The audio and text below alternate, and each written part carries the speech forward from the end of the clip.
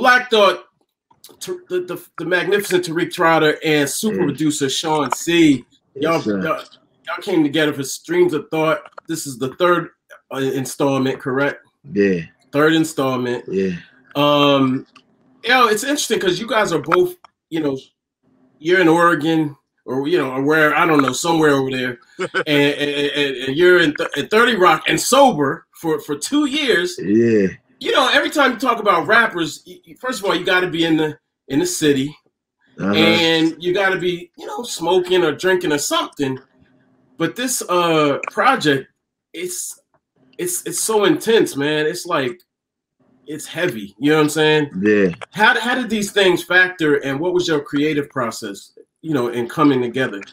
I think, just off top for me, I'm able to better compartmentalize, whatever it is that I have to do. I could keep more plates sort of in the rotation, more, multiple irons in the fire, the more lucid I am. So being sober definitely has helped. Being sober, helped for the year or so that I was dug in pre-COVID, and then since the pandemic, I feel like I've sort of went into overdrive. I've gone into overdrive, creatively, and just the output, it's been outstanding, man. I grew up in the studio. We grew up in the studio, Sean and myself, and probably you too. For our youths, and the formative stage, the developmental stages of our career, the church, for all intents and purposes, the studio was our church. So it took some getting used to. It took a bit of it was like a leap of faith to abandon the brick and mortar. And it was something that I considered for quite some time, but just being forced to make something out of nothing, where I wasn't able to lead a career, but I had to sort of just get my setup going at home. And so that's what I did, and I've just been super productive, man. Since February, March. But before then, I've been able to sort of say, okay, like this particular thing that I'm thinking or working on or writing is for something super specific, and for however the amount of time that I'm carving out to deal with it, I could deal with it and then sort of move on. That may have come from having worked on that. I've been working on a musical, writing a play and composing, arranging for that joint for a few years now, as well, for like the past 5 years or so. So I think that some of the conditioning came from that. What I mean, just being able to sort of pivot between disciplines. Yeah. Well, all right. Before I ask Sean this next question, I got to talk about the play. You, I'm sure, saw the Hamilton success. Did that help at all in developing this play? Yeah, man. Well, the success of Hamilton.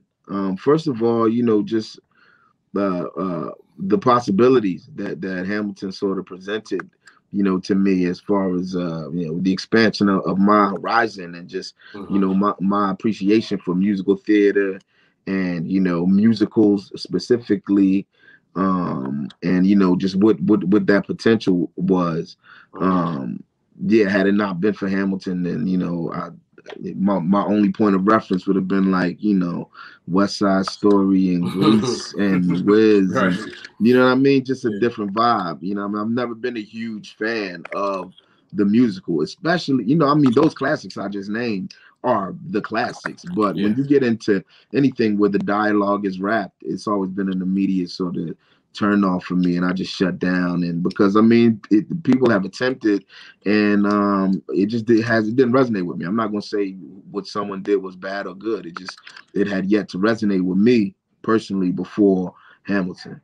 So the fact that we got to executive produce two albums for Hamilton, one that just went, I think, 7 times platinum.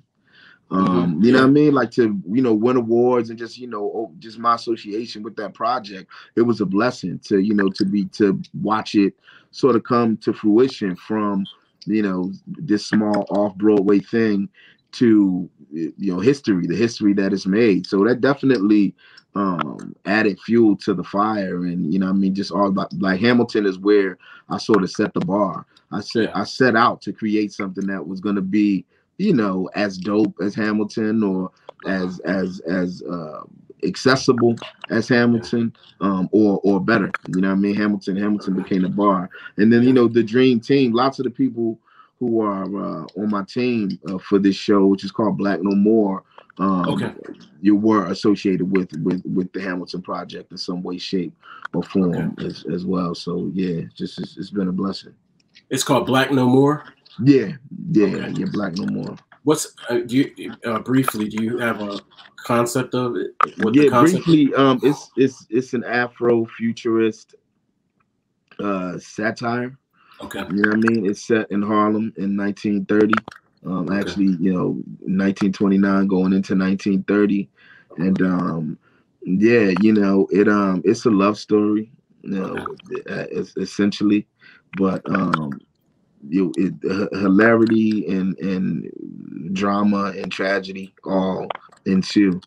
You know what I'm saying? It's you know, imagine if someone created a machine that for $50 could, you know, turn black people white. So that's what takes place, and this is during the Harlem Renaissance, and you know, with the Depression looming, and you know, just with things the way they were in 1929, 30. I think it's based on a novel that was written by this dude George Schuler, and it came out in 1932. Is that my audio? Yeah, what is that? I think that's, I'm not really sure. I don't think that's me because I have on headphones. But if you do, you happen to have headphones nearby? I do not have headphones. Okay. But I also don't hear the crazy sound, the clicking anymore. But yeah, it was adapted from this novel by the same name that came out in 1932. So it was a pretty bold story, you know, like interracial love, and you know, just the whole, you know, science fiction, that whole aspect. It was pretty daring and revolutionary for the era that it hit during. And you know, all these years later, it's no less daring and no less sort of revolutionary. So it's something that I started working on, like I said, about 5 years and some change now, and it's become just more timely with John Ridley. You know, Academy Award winning writer, producer, director. Yeah, we started. He brought this project to us about, you know, 5-6 years ago, and it's just become more timely since then. It's a bummer. The show was supposed to have opened in September, so you know, we'd always envisioned it, you know, sort of being on stage right now during election season, and you know, sort of you know, the politics of the show, and you know, what it would mean to people, sort of impacting. You know, like so being able to appreciate the impact of the release, like during these times. But you know, the COVID was the wild card, so everything shut down in March, and yeah, we didn't get to open. But it looks like we're gonna open, you know, around this time next year. Okay, dope. So Sean, real quick, man, two things. First of all, you just give people a little bit of idea, man. Your resume is ridiculous. I mean, it's insane. Can you give people that may not know some history on yourself, but also how it is to work with Black Thought on this project and relationship to the other artists, you know, the other greats that you've dealt with? Hold up. Oh, did you mute yourself, Greg? Did you? Okay, there you go. You got me? Yeah. First of all, it's terrible working with this dude.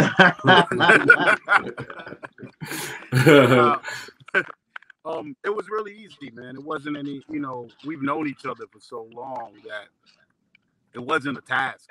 The task more for me was to just try to figure out what it is that, how am I going to sculpt this to make this stand out and make this, you know, different, or, you know, make it have its own life and its own thing. That was more so the task that I had on my hands, and the responsibility that I took. I mean, you know, Tariq is the you know, top 5, and it was a huge responsibility to have to produce an entire record for him. I mean, I've worked with Jay-Z multiple times. You know, most people know myself and LV for producing American Gangster. We did the songs on that album. I also worked on Jay's first record, and as an A&R, I've always worked with artists that have had a vision that is different than what you would say the ordinary, quote unquote, ordinary rapper would be speaking about, or where he's, you know, the place that he's coming from, or had extraordinary skills. So I've been blessed with that as far as throughout my career. So I always look at how the project could be even more, like, could speak as a total thought, you know, from Dead Prez, doing the Dead Prez records. Those are my brothers, and making sure that their vision was translated correctly, and that you could see it, and it would be palatable to as many people as possible. I think a lot of artists get pigeonholed if they have one, if people look at them a certain way, you know, like, oh, these are the pro-black dudes, so they're gonna be with Talib Kweli and Mos Def, and you know, and I think categories really destroy what the creative vision is for an artist. Hold up. Wait. Did you set up that Jay-Z Dead Prez situation? I actually didn't, okay. No, I actually didn't. I didn't set that up. That okay. What's interesting about that is that album, before Jay-Z, Nas was supposed to be on that album. That was something that I set up originally, wow, okay. And that was around the time. It's so crazy that, you know, Nas was looked at as this, you know, forward thinker, pro-black, positive person, and, you know, Jay-Z was always looked at as the hustling dude. And but for me, I already know everyone's minds. We all come from similar places, you know what I mean? And Jay was the one that ended up being on the record, and not Nas. Yeah, that's crazy. Yeah. So how was it? How did you guys link up? Like, how did this project come to life? Was it in the studio together? Were you sending tracks back and forth? What was the process? Well, we were in the studio together. So the first song that we did was Thought versus Everybody. That's the very, very first song that we did. I called him after I heard the Flex freestyle, just to give him, you know, just to show him love, like, yo, you killed it or whatever. And after that conversation, we got in the studio, and I always tell the story. We were supposed to be, session started at 3, and Tariq was there like, you know, 2:57, 2:55. Right. By 3:15, 3:20, he was in the booth already. You know? Wow. So, yeah, I was working on the beat before he got there. When he got in, as soon as he walked in, he pulled his phone out, started writing. He was in the booth by 3:20. Okay. Now, Tariq, you rap like a man possessed. I don't know what's driving you right now at this point. I mean, this illustrious career and these dense lyrics. What's driving you now?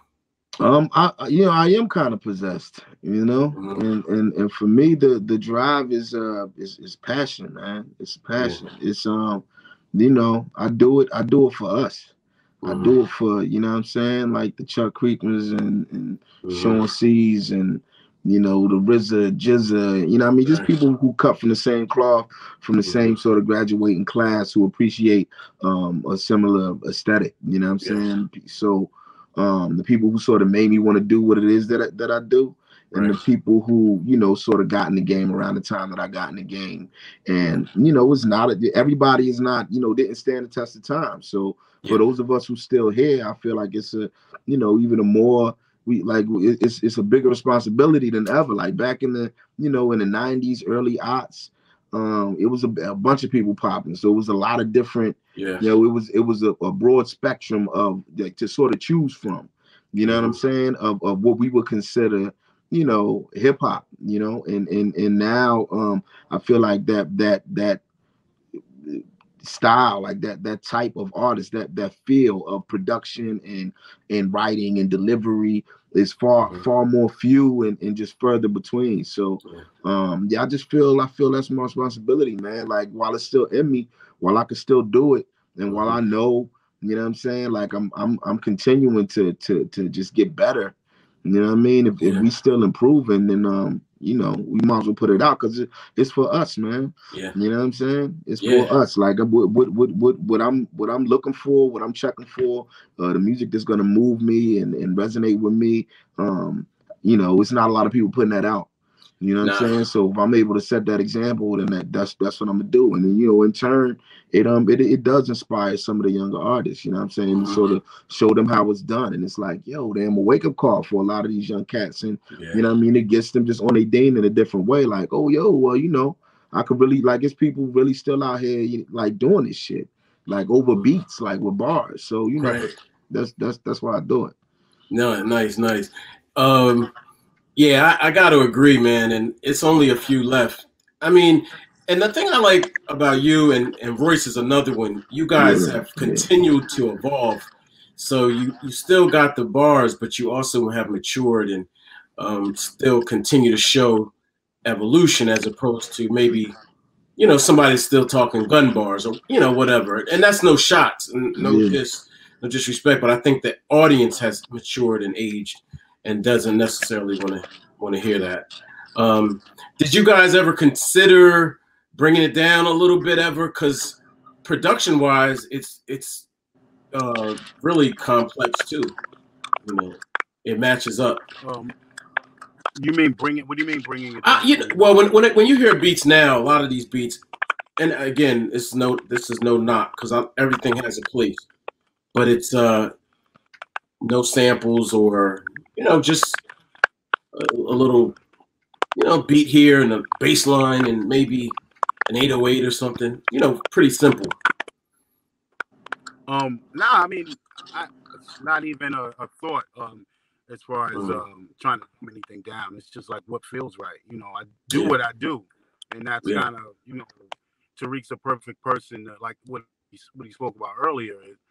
We come from a school that we see things like-minded, you know, as far as sonically, and we can talk about, you know, old hip-hop records, and, you know, the conversation won't be lost, you know, from the most obscure to right now. So I don't think there was ever a thought, I know from my side, production-wise, like, oh, I need to dumb it down, or I need to, like, that's not the or fit in. Maybe that's a better. We're not trying to fit in. It's just we're being creative and doing what, you know, what we like and what we feel like. It's pushing it forward more than anything. That's more so what I'm looking at. I feel like we're going forward. We're not trying to go backwards. Now, have you ever? I agree. Okay, go ahead. No, I was just gonna say, everything it came to be in an organic sort of way. Like, it was no and that's what I appreciate about the way, you know, that Sean and I work together. It's you know, stuff just comes out, you know what I mean, just supernaturally, and it's not a lot of you know, afterthought and, you know, thinking about the way it's going to be received or any of that. It's like, you know, this is a natural representation of, you know, who he and I are as artists, and, you know, as you know, pillars of this community, this thing that we call hip hop. So we never thought about dumbing it down to fit in, because it's, you know, it's a perfect fit. This is us. And I think what resonates the most with folks, you know, people can identify with the truth. You know what I mean? And you know, it's easy to smell a fake. So for me to rap, I mean, like, Sean could do production that's more on par with some of the sparse sounding you know, music that's currently trending, or some of the newer stuff, and I could rap, you know, and however, but, you know, that's it's not gonna be me. You know what I mean? So I think it's most important, especially at this stage of the game, like, where you don't have anything to prove, man. You just gotta remain true to yourself. So it's something that's very authentic and organic. Okay. What do you think about the hip hop landscape in general right now? I mean, I actually personally, I don't have a problem with it. You know what I'm saying? My daughter and I, we have like some real dope hip hop conversations. She likes Lil Durk. And I just, sometimes I make fun of it, just, jokingly, like my dad used to do with me, with James Brown and, hip hop at the time. But how are and what's your relationship with like your seeds and everything? Me and my daughter have a similar relationship, and like I check for what she's listening to, and often it's the same stuff that is sort of cutting through that I appreciate. Every now and then there's something that I just don't get, but I realize that I'm not supposed to understand it. And when I was 14, you know what I mean? When I was a freshman in high school, somebody 49, 50 years old, like we wasn't on the same type time. Right. But just this morning, I was driving her to school this morning, and I asked if she wanted to DJ, and she was like, nah, you don't want to hear what I'm listening to. And I was like, no, now I really want to hear what you listen to. What are you listening to? And she said, well, I'm listening to Kanye's album. I said, all right, well, play that, like, that's my guy. So she put the joint on, and I think it was the Ye album. I don't know if is that his most recent joint. He might have put out something since then, but anyway. So yeah, this is I hadn't heard it. Yeah, and she started going through the joints, and I was like, certain stuff I just wasn't feeling. It was like I felt like we had phoned it in on this joint, or it wasn't, it didn't feel super authentic on another joint. But then we got to this one song that I was feeling. It was a joint called Ghost Town with featuring the Party Next Door. And my daughter said, this was the one on the album that she was checking for. This is when she was gonna play it. Like this would be the song that she was playing for me, because she couldn't get her phone to play. So I wound up just playing the whole album. And I said, like, what's your joint on here? And she said it was that joint, and it was the same joint. So we have a similar aesthetic, with regards to, in some regards, but. Right. With some other stuff is just over my head, or other stuff that I'm feeling is over her head. You know what I mean? But again, like I don't do what I do for her. I don't look for her. I don't look to her for validation, or I don't look to my 21-year-old for validation. It's like, what I mean? I want the genius to hit me like, yo, I was feeling that shit. You know what I mean? Like, or the Sean C's of the world, or I want D-Dot to lose it when I'm playing my shit. So that's that's what for me is most rewarding. You know what I mean? I do it for a small club, like a tight collective of a certain type of person. That's why I want to rock with my shit. You know what I mean? And I feel like from there, as long as the people whose opinion I respect, as long as they rocking with it, then it's just like it's win-win. You know what I mean? Everything is cake beyond that. Sean, how you feel about the game right now? I mean, similar feelings, man. I never want to be the, do what my mother did when I was playing, cutting in my room, and she was like, what is that? All that is boom to boom to boom to boom to boom to boom. Like that was her main thing. She would say, if I forgot to do something, or I was messing up in school or whatever, she was like, I bet if it had something to do with that boom to boom to boom to boom to boom, you would know. So I don't, I always try to be aware of that. And the youth, the generations after are supposed to say the generation before them doesn't know what they're talking about. That's part of how culture moves, and especially hip hop, in general. So a lot of it I like, some of it just doesn't speak to me. So I mean, and it's not made for me. So I would never say, oh, that's trash, and like I don't really like it. I remember playing Welcome to the Terror Dome is like one of my favorite records ever from Public Enemy. And I remember playing it for my son in the car. He was like, Dad, this is trash. No!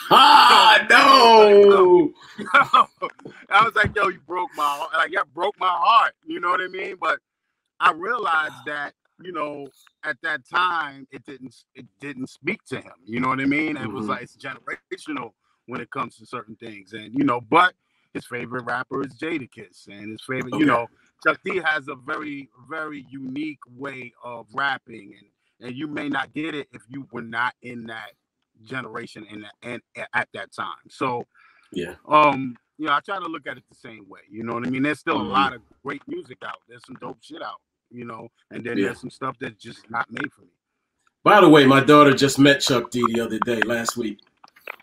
Yeah, for the over Zoom, but yeah, she knows Chuck. Him and Muhammad Ali are the only two people that I ever ever got an autograph from. Like I always felt like autographs was like super lame, but I remember like in the 80s I saw Chuck D somewhere, or early 90s something. I saw Chuck D somewhere, and I was like, I had to get an autograph, like just because it was like that. He exposed me to a lot of things that I did not know about when I was coming up. He made me, like, because of them, I read, you know, the autobiography of Malcolm X without having to be told to read it. You know what I mean? That's the first book that I read that wasn't for school, that I just read on my own, and it was because of Public Enemy, you know, because of Chuck D. Learning about Farrakhan, all of those people, I learned from just listening to Public Enemy records. Never failed us. Never failed us. So each of you, name an unlikely influence. Somebody we might not know that's impacted your life or lives. Musically, like a musician. Yeah. You know, some of my earliest influences were James Brown and Elvis Presley. And you know, the first music that really made me want to create music and, you know, go out and sing, or, you know, form a group, get some other kids together and try and, you know, do a thing was doo-wop music. And I think a lot of that, you know, has to do with just, you know, what I was exposed to. You know, when I was coming up, you know, the Midnight Special used to be on TV, and, you know what I mean, Wolfman Jack and Soul Train and shit, and, you know what I'm saying? Like, you know, you would see just who was working the hardest on stage. Right. And, you know, James Brown was the hardest working man in show business. And then, you know, just Elvis Presley, just his aesthetic, you know, I mean, just that down south Memphis, like the flashiness, you know what I mean? Like the pageantry, you know, like the Liberace-ness of just how he presented himself. And, you know what I mean? He's a, you know, Elvis, for all intents and purposes, was a great pretender. You know what I mean? And you know, he took what black people in Memphis was doing, and you know, took that Beale Street and ran with it. You know what I mean? So yeah, like, you know, when I was young, when I was 5, 6 years old, and watching the commercials, you know, where they would, you know, the advertisements for 8-track cassettes, where it was like, yo, you know, get this collection of all the greatest hits, and, you know, all the songs sort of rolling up, you know, KB or the Time Life music collections and shit. Yeah, the Elvis Presley joints and the James Brown performances always really, you know, just moved me in a certain way. And then when I, you know, started singing, which I did before I rapped, you know what I mean? It was like, you know, Gene Chandler singing the Duke of Earl, or you know, those dudes that used to sing Charlie Brown, do, like, you know what I mean? All just like doo-wop. You know, so that I think part of Questlove and my connection initially was, you know, because he comes from a similar, you know, background. Like his dad happens to be a doo-wop legend, you know. So I was just really impressed that, you know, he came up, you know, playing, you know, as a young person, drumming, you know, in a doo-wop band, and, you know, playing soul music, and he was able to really, like, you know, over time I came to realize that, you know, what I had been exposed to as far as doo-wop and soul and jazz was, you know, just like, not the commercial shit, but it was, you know, really just the tip of the iceberg. And you know, we bonded, and his exposing me to, you know, just deeper cuts and a deeper dive into jazz, soul, doo-wop, and me exposing him, you know, to NWA and Public Enemy and Ultramagnetic MCs and shit that, you know, he wasn't up on, because he was, you know, playing doo-wop music since he was 3 or 4 years old. So that's, you know, that's how the roots sort of began. It was like, yo, that's crazy. Like, I didn't even know, you know, that this song came from that song, and you mean like you could recreate that live, like, you know. So yeah, I think, you know, people will be, you know, interested to know that that's, you know, some of my earliest influences, and that, you know, the first time I performed was I did a performance, I think, in the 4th grade talent show of DeBarge. I sang a DeBarge song. I was with this group, and we rocked out. We did I think DeBarge, I Like It, you know, ooh, and I Like It, and we did but we didn't win. The dudes who won was doing some hip hop shit. So the next year, when I was in or maybe this was when I was in the 3rd or 4th grade. So the next year, whatever year it was, I came back with a rap group, and we were called the Crash Crew. It was me, it was Beanie Siegel, and another one of my homies, this brother named Walik, and we came and we had 2 break dancers and my cousins doing graffiti on stage, and we had a human beatbox, and just every element of the hip hop culture, except the DJ. Like, we didn't have a DJ because we performed to a cassette, but all the elements were represented, and we wound up taking the title that year, and I sort of never looked back. Since then I was like, yo, I'm a rapper now. Wow. Oh, hold up, Sean. Before you give me your unlikely influences, you were in school with Beanie Siegel in like 3rd, 4th grade. Yeah, we from the same neighborhood. He was younger than me. He was younger than me, like a year younger than me. So if I was in the 4th grade, he was in the 3rd grade, because his older sister was my classmate. But yeah, we from the same part of South Philly, just like a block or so apart. And yeah, like we've known each other since we were babies. So that was both of our first rap performances was together. And so we go back like Cadillac seats. You know what I mean? That's kind of mind blowing, man. Like, yeah. I didn't know that. Yeah. Wow. Okay. Okay, Sean, what are your unlikely influences?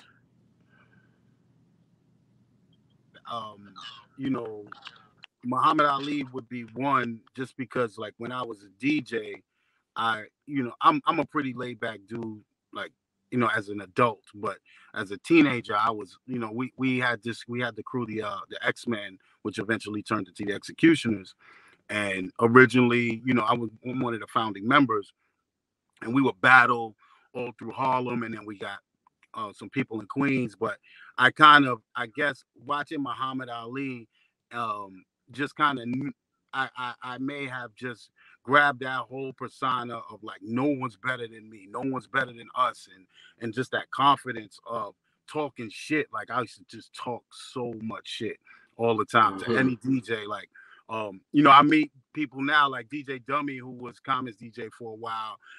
After my boy Rock Raider passed, we were all together, and he was like, yo, I was only like 13 years old, and you were scaring the shit out of me. Like, you told me you were gonna, like, rip my heart out of my chest. Like, like, I would just talk so much shit. Right. That all came from just, admiring the confidence and the stage, the stage show he would present before a fight. Here in Philly, how influential the city was, because that was the thing. That was the thing. And that's what the gangsters did. Like, you know what I'm saying? Like, they was the corner boys. You know what I'm saying? Like, you on the corner, you drinking wine. You know what I mean? It was that Coolie High shit. And then, niggas just start singing. Like, you know what I mean? But it was the gang war era. So it's like, they would drink some wine and sing. You know what I mean? Sing some songs, sounded like the Temptations or some shit, and then go fuck people up. You know what I'm saying? With bats and chains and zip guns and shit. You know what I'm saying? Word. Well, yeah. That's the culture that we're from. Mr. Gamble, a few wild stories about about how his involvement early on with the gangs, not gangs the way we know them now, but yeah. And then some of the records they made, pre Philly International, and how they got one record called Gang War. You know what I mean? That Gambler did early on. But anyway, I'm gonna pop out. I just had to say that, yo. One time, I was in an elevator with Questlove, and I told him, I was like, "Yo, man, listen, I wasn't aware that he had a bad relationship with his dad. I truly wasn't, and I was like, yo, I can't believe your dad is Lee Andrews. I mean, I grew up listening to these songs and singing them, and the whole 9 yards. And he just kind of looked at me almost like he wanted to smack me. Yeah. I mean, in many ways it was a gift that he was so strict and ruled with an iron fist, because Quest is a musician and a producer and a music historian like no other. And that comes from being completely immersed in it, like forever, as far back as he can remember. But it's sometimes that comes at the expense of being deprived of a major part of your childhood. Right. You know what I'm saying? Everybody is doing this and doing that, and everybody going to the dance and going out for the basketball or football team or whatever, or they getting together after school, and you always have to rehearse and practice. You know what I'm saying? It's that Joe Jackson aesthetic, right? But what's more sad is when someone devotes all that time and all that energy to perfecting a craft, and then it doesn't pay off in the end, and they don't, hit that pinnacle. So the beautiful part of Amir's trajectory is that he is where he is today because of that. You know what I'm saying?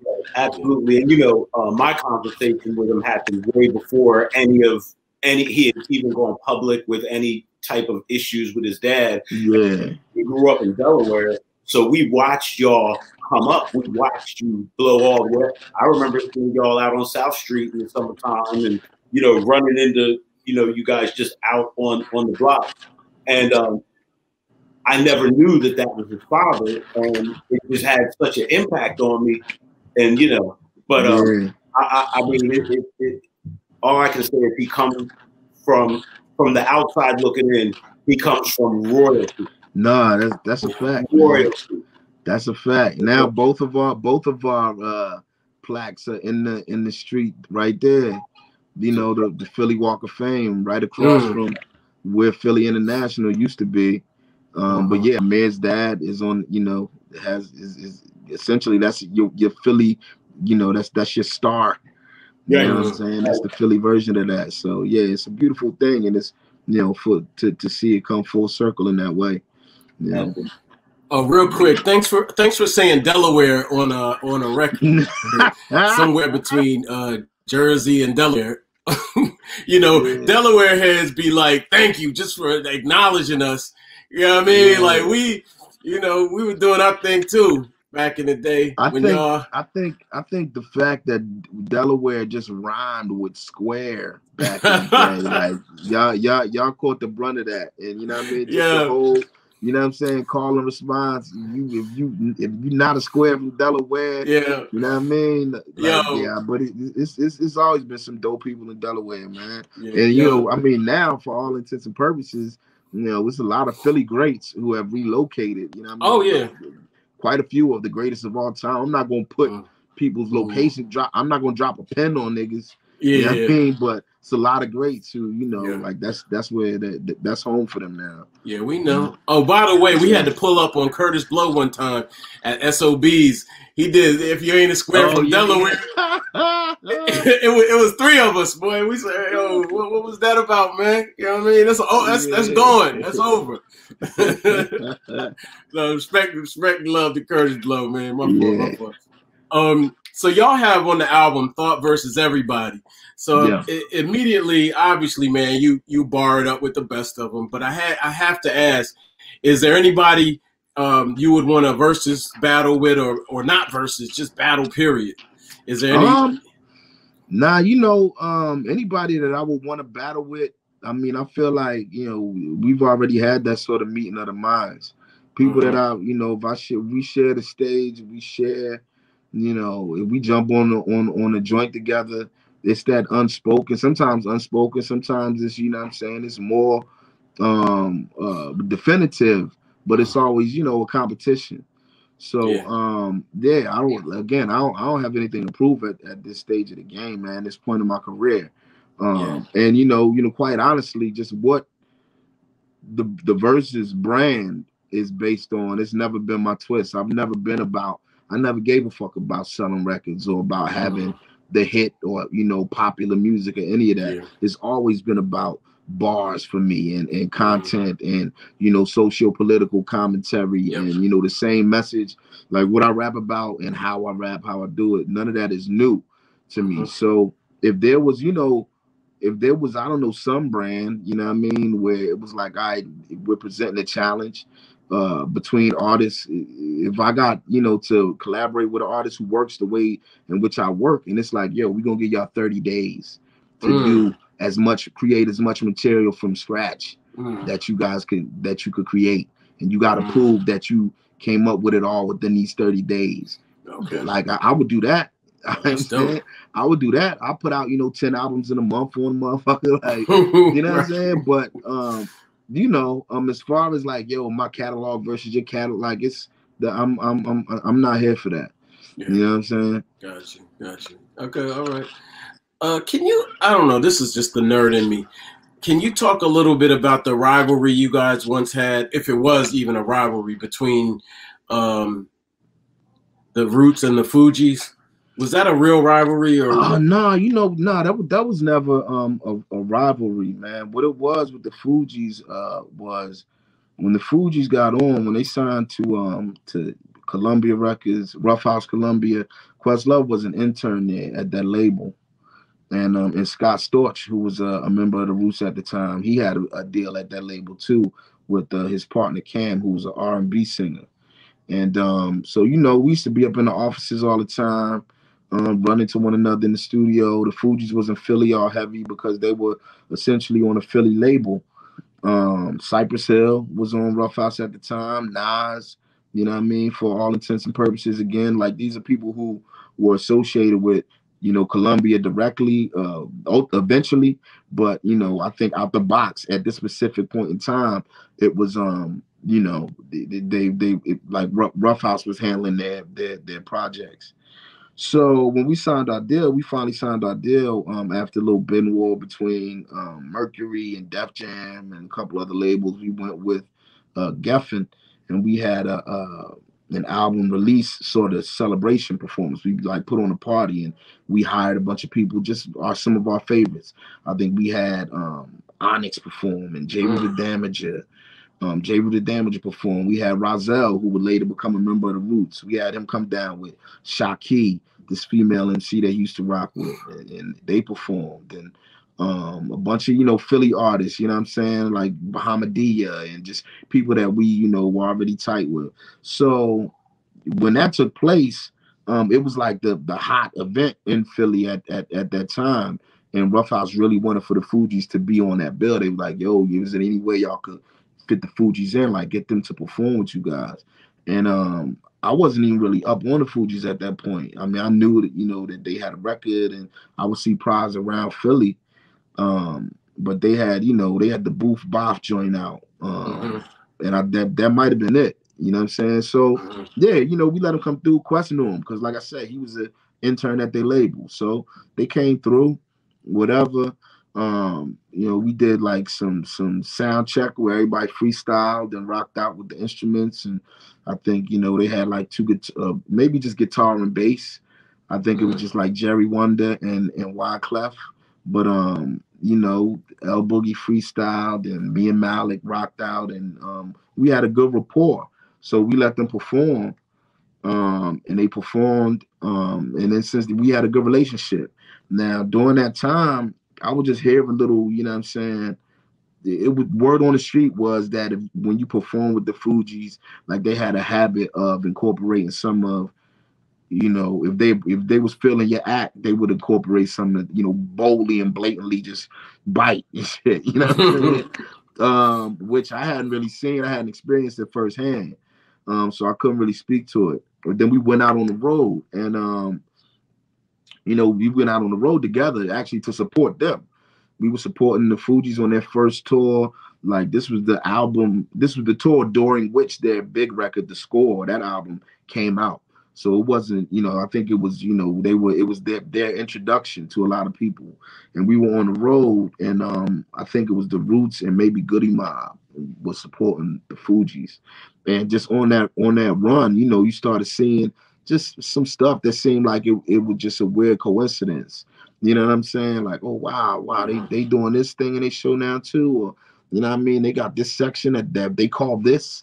You know what I mean? Like we always did like a hip hop 101 sort of thing, like the educational aspect of our performance, and just the whole live instrumentation thing. They'd always been a band in the same way that we had always been a band, but And again, you know what I mean? I never said, oh, yo, y'all bid or whatever. But it was a lot of people, like quite a few artists who did shows with them at that point was like, yo, you're not like the Fujis bit my shit. Like we came out, you know, to this intro, and then the next day or the next time I saw them, they came out, you know, doing the same shit. And I was like, oh, wow, that's crazy.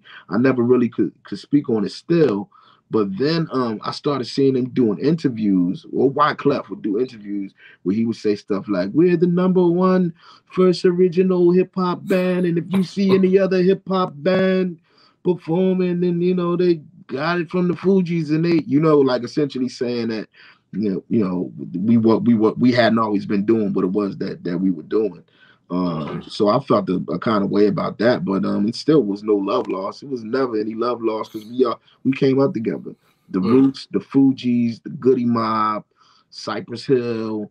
You know, my first big run that we did was you know, supporting Beastie Boys, but you know, these are all artists that, you know, we did a million shows with during that era, and I wouldn't change any of it, you know what I mean, for the world. Like I said, it's always been a friendly competition. It's some of the craziest shit. The most competitive nights would be, you know, in the middle of nowhere, where it's, you know what I mean, the Goody Mob, then the Roots, and then the Fujis. Like, I mean, if you could imagine 3 stellar live bands from 3 different cities, and just with, you know, a completely different vibe, just all, you know, just putting on for their city with the you know, the instrumentation as well as the bars. So a lot of that made us the performers that we are, you know, and gave me the mindset of, it doesn't matter, you know, if I'm performing in a festival and I gotta go on at 2 or 3 o'clock in the afternoon, and the headline ain't coming out until 8 or 9 at night. You know what I'm saying?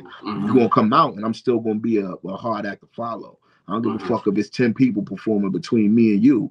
You know what I mean? When they tallying up who killed shit, who bodied the show, they're gonna be like, yo, did y'all catch the Roots? You know what I'm saying? It was still daytime, but yo, they crushed it. You know what I mean? So that really, you know what I'm saying, that instills something within us that I feel like we still, you know, like, you know, that's still like the rule we abide by. And, you know, with almost, you know, now, it was one point in my career where I didn't even want a headline. I prefer going on. It's gigs that, you know, we were the headline act, but we just still went on early. I want to go on before. Since I'm the headliner, I want y'all to follow us. You know what I'm saying? Let me see if y'all can rock after we burn shit down to the ground. You know what I'm saying? But yeah, I say all that to say, no, there's never been you know, a rivalry, like nothing real between the Roots and the Fujis, because they do what they do and we do what we do. You know what I mean? And people, you know, say what you say. Like, I feel like the proof is, you know, like you got to deliver. You got to be able to back all that shit up. So, you know what I'm saying? Okay. All right. Sean C., what's your top 5 dead or alive rappers? No pressure, by the way. And producers. Can't hear you. Is he muted again? You might be muted. Here we go. Rakim, Slick Rick. It's hard to do 5 because of generation. I get it. You know what I mean? Say, who was the last one you just said? I said I got a Puerto Rican. I got to do more than 5 though, because I feel like Rakim, and I'll give the reasons. Like, I feel like Rakim was the first rapper that really made you have to stop to figure out what he was talking about, and the things that you didn't catch his lyrics on the first listen. You know, you grab your heart and wish for tomorrow quick. Music's a clue when it comes, you want. Apocalypse now, when I'm done, you're gone. Haven't you ever heard of an MC murderer? This is death penalty. And I was like, he was just insane to me. Slick Rick, because I feel like he was the bravest rapper. He's the first vulnerable rapper. He got robbed on a record. Like, you know what I mean? Like, no one had ever done that before. That was like insane. The moment I feared, like, you know, he was brave when it came to his content and to his flow and delivery. You know, like, there's no one before Slick Rick. There's no one after Slick Rick when it comes to that space, and he doesn't get that credit for that. Then I'd say Big, because I think Big is he seems to me he is the best song maker and the best rapper to be able to step out of his comfort zone and not seem like he was forcing it.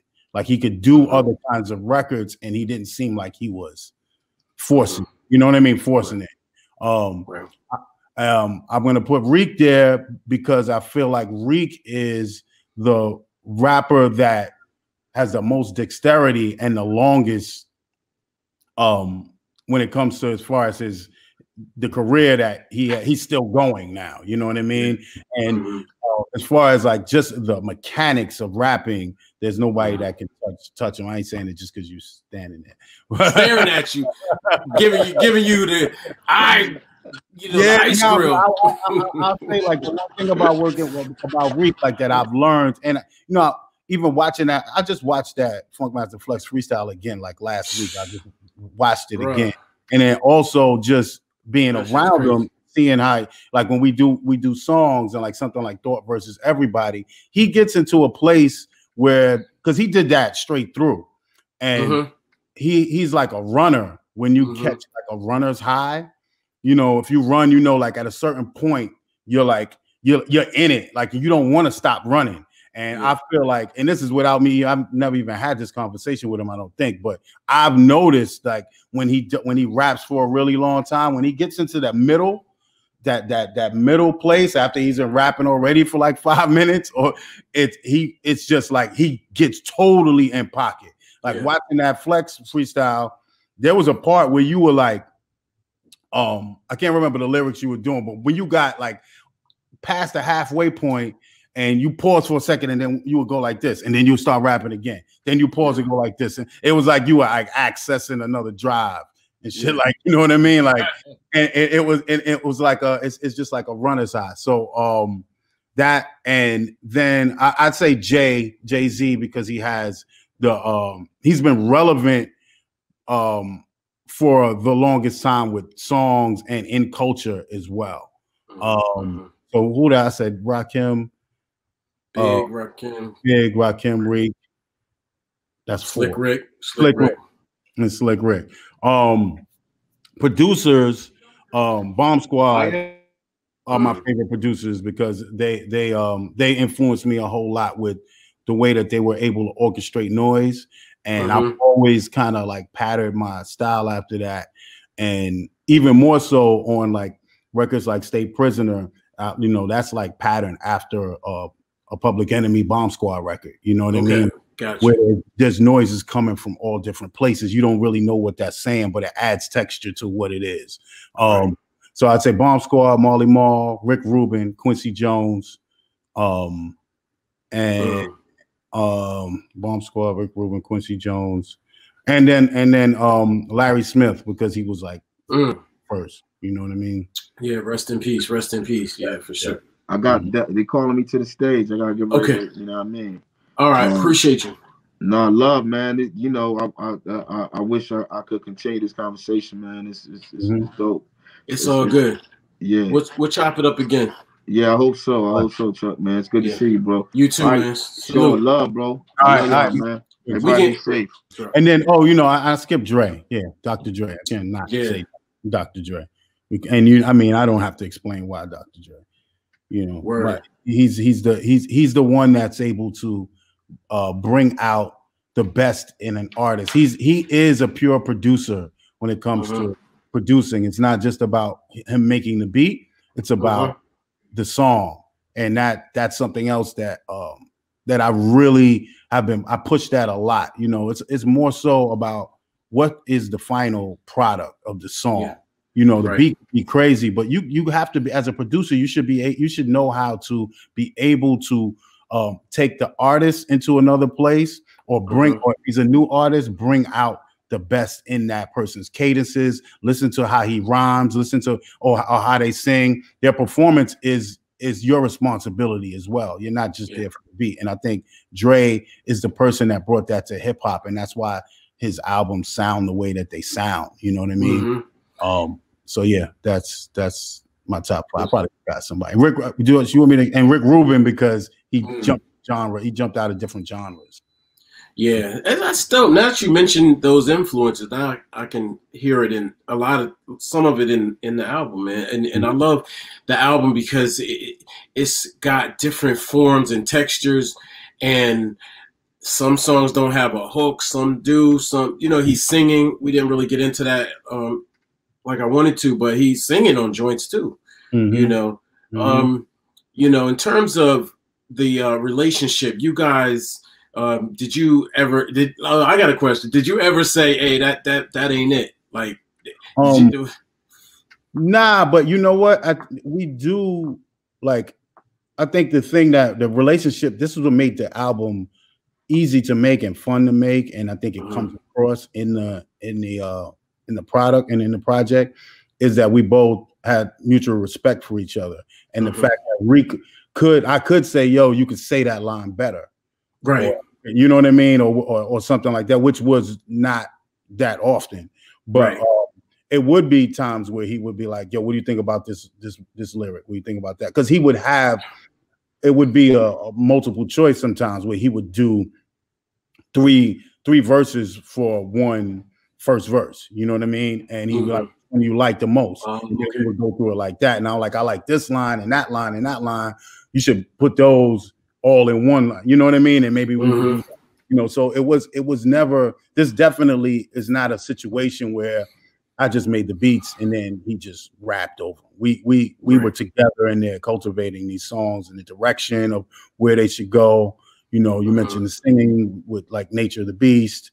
That was a song that was a beat that I had for a minute. And when we did our first session, I played, that was one of the beats I played and he didn't move on it.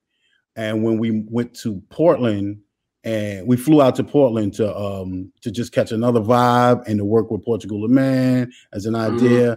And after we did like, we did like Quiet Trip, and then we did worked on Fuel a little bit, which had kind of started in New York already, but they were adding stuff to it. Then we were kind of like in a vibe. It was just different, you know, as a producer and as an artist, as a creative period, your atmosphere and your environment has a whole lot to do with what comes out and what you are, you know, what comes out of the product. So now that we're in Portland, I played him that beat again. And when I played it, he looked at me and he was like, he picked up his phone and he started writing. I was like, I want you to kind of like sing on this one, or like just melodic. I didn't say sing. I said, do something more melodic on this one. And he was like, I got you. And I walked out the room and Dodger walked in the room with him. And when I came back in, they had that hook and he had that first verse, you know? Nice. So yeah, it was like about trying to push things to do something that was a little bit different than what we had already done. Now you worked on the Wu-Tang show, right? You did work on it. You were the music supervisor or something? Oh no, I worked with the music supervisor for coaching the actors. I taught Aston how to DJ and how to use the SP12 along with mathematics as well. And I would be on set to make sure that the things were authentic, so that he wasn't, you know, pushing the wrong button and the snare's supposed to be playing, or, you know, he's pushing the snare button as the start button, vice versa, and then making sure that everything was time accurate, so there wasn't like a computer in the studio with Pro Tools in '91. Right. You know what I'm saying? So that was basically my job, making sure like anything that had to do with the rap and the performances on that show were accurate. Okay, cool. Are you going to be working on the next season of Wu-Tang: American Saga? I think so. They haven't started. I think they just finished writing. So I'm not sure. We'll see. I hope so though. I hope so. Yeah, me too. I really enjoyed that show a lot. You know, it was good work. It was good work. There was a little just slight bits of controversy around some of the characters, but I really didn't have an issue with it.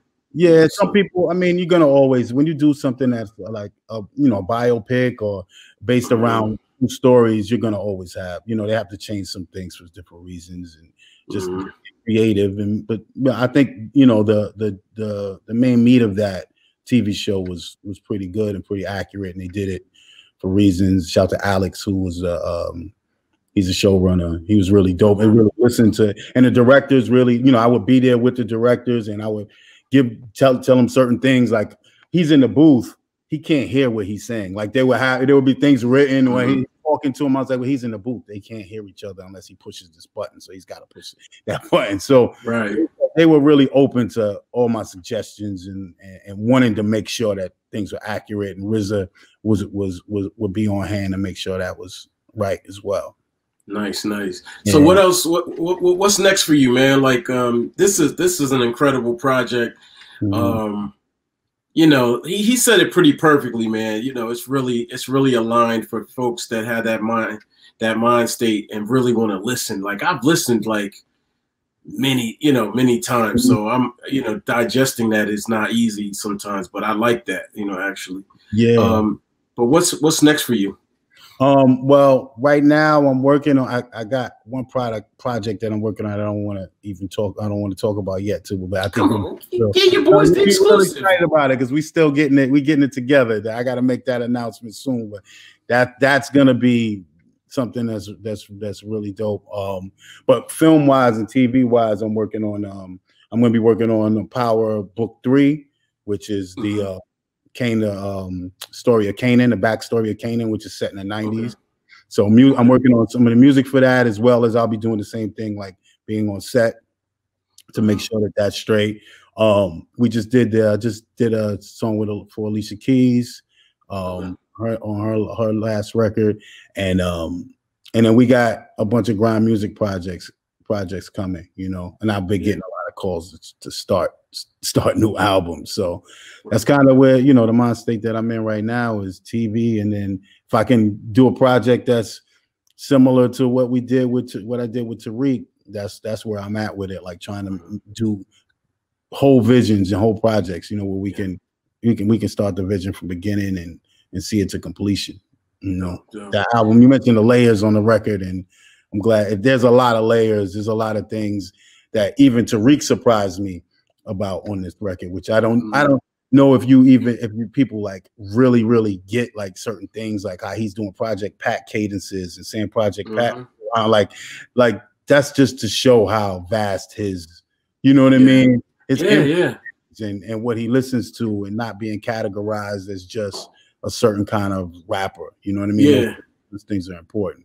My favorite song, I think my actual favorite song is I think it's Stake'em. I think that might be, there's Stake'em, and there's what's the other one? State Prisoner, I think. Yeah. I love Stake'em. I'm not even sure why, but that's you know him. Yeah. Now, you know, before I let you go, Jay-Z is definitely in my top 5 as well. And I peeped your discography, and I was like, oh snap! I didn't, you know, you don't have a slang, you know, you don't have a saying, or, you know what I mean, like a little Just Blaze joint or nothing like that. So sometimes your joints, you know, I enjoy the music and didn't know that you even did the records. How is it like working with Jay and like sort of being there kind of like at the beginning and peeping his evolution and you know, kind of playing a role in his success? It's crazy. I was just telling my girl about, like, I remember, you know, he talks about he used to talk about the white Lexus GS that he had, and I remember multiple times in the early days, like in the mid 90s or whatever, like just being downtown and running into him like at the light or something. I might be walking green, like, yo, get in the car. And I'll play me something or whatever. Or, you know, I even remember a time, and this sounds even crazy, like going to Uno's on 6th Avenue and Jay-Z going to get the Caesar salad, and I'm running to him there, and he's like, yo, get in the car. And I get in the car, and he plays me, he played me the Hard Knock Life album. You know, like, what you think about this? What you think of what song you like on this or whatever? And he's such a huge icon and figure now, that those days are, you know, far behind him. But he's stood the test of time, and I think he's done it in the correct way, you know. So it's interesting to see that, and working with him from Reasonable Doubt to American Gangster. The difference with doing American Gangster was that they were actually almost the same album. You know what I mean? Like from like sonically, they're almost the same. They're the same type of album, and he got to talk about the same things, and I was on both. But from he was a different person speaking about it now. You know what I mean? But this allowed him to be able to go back and just talk about the shit that he used to love to talk about. You know what I mean? And have catalyst, which was Denzel, to model it, you know, to model it around. So that album was fun. It got done super fast. He probably did that whole album in like 3 weeks. Okay. You know, before we did 7 songs, and then that's when after that's when he brought in Jermaine Dupri and then No ID. Okay. Yeah, that's low key one of Jay's best albums in his whole. Yeah, that was fun. Yeah. That was a fun process. We would be making beats. He would come in the studio, take like the first day. Puff called us and was like, "Yo, I ran into Jay-Z and Sandro Pay, and he wants me to executive produce his next record or oversee the next record, and I want to do it with y'all." So when Puff came back from Sandro Pay, we were like, "Yo, call him." Called him. He showed up to the studio. Literally like 20 minutes, he was at the studio, and the first beat we played on was Sweet, and he stood up. How you know exactly what I wanted? Right. And he stayed for like 3-4 hours. We were just going through joints, and then he left. And then the next time he came back in, he had Sweet and No Hook written and vocaled, and then we just added, and it was like we would be going back and forth between Rock the Mic, which was his studio, and Daddy's House, which was Puff's studio. So we would be making beats in there. He'd be vocal. We'll make beats in Daddy's House, and he would be vocaling over it. Rock the Mic. So the process went super fast. It was dope though. It was really good. Wait, you said written though? Did you say he wrote some rhymes? Because I heard. Well, when I'm saying writing, it's right. You know, right. However you get it out, whatever your process is writing. You know what's interesting though is for Can't Knock the Hustle, when we gave him that, we gave Dame that track, and he was, I don't know what was going on between that time, but I remember trying to asking Dame, like, do you, you know, what's going on? Is he, you know, is he ready? He's ready. He's like, nah, he's writing. So I don't know what that meant. If that meant he's writing, or he's thinking about it. That was weeks. You know what I mean? That one. So, I mean, it could have just been Dame just saying that just to hold us off for a little while, but you know, who knows? But that was the definitely the conversation, you know. Got you. All right, man. Any last words? Any final words for the people? I feel like we covered mostly everything. I mean, this obviously won't be the last time we talk or anything. You're gonna bless us with the exclusives when you reveal this new project. One of the things that I didn't mention, we started working on some Jill Scott stuff, so I'm starting to work on some stuff. Oh shoot, Jill Scott! Everybody's man. I mean, like that's like crushed, forever type joint. So that's good to hear. That's good to hear. I can kind of mention that. We started. Yeah. Okay, so you're working on her next album? Some songs. Some songs. With Swizz. Okay. Cool. But yeah, man. The main thing now, man, is just to make sure everyone. I've been loving the feedback that we've gotten from Cain and Abel, and really been. It's interesting to see what people like, and just know that there's a lot of layers and a lot of thought went into making that record. It wasn't, I wasn't sending beats back and forth and him. Yeah. You know what I mean? It was, it was a lot. It was a big thought process, and I think it comes through, of the vision. Like every detail on that record has been thought about. Nothing was like quick done on my side. Right. I took a lot of time to make sure that it was right. Yeah, it shows. All right, man. Well, I appreciate you. Anything, just hit me. We'll. No, you know what I mean? I appreciate it, man. I'm glad you you one of the ones too, man. You've been around, man, and you still here. And I'm happy to see that. You know, yeah. See that anytime I see you, you're always smiling, and it's good to see that you kept, you fought through all of the ups and downs, the valleys and peaks, and I can imagine it wasn't always easy. The guys that came out when you came out ain't here anymore. No, sir. I'm happy to be here, man. I'm glad. Me and Greg, both of us, man. We like, man, and we feel strong. I mean, just like you, man. You just put out this incredible work. We just we relaunched our site last month or this month, I think. Whatever. Last month, this month, and we just we feel good, man. We're from a different. We different. That's what it is. That's the quote. Like different. You know what I mean? It's just not. We didn't just think about this and pop up and try it. You've been doing it for a while, so you know how to get up that mountain and come down and go back up again. Right. Exactly. That's the important part of it. Yep. All right, my brother. Yep. All right. Talk. Salute. Thank you. All right.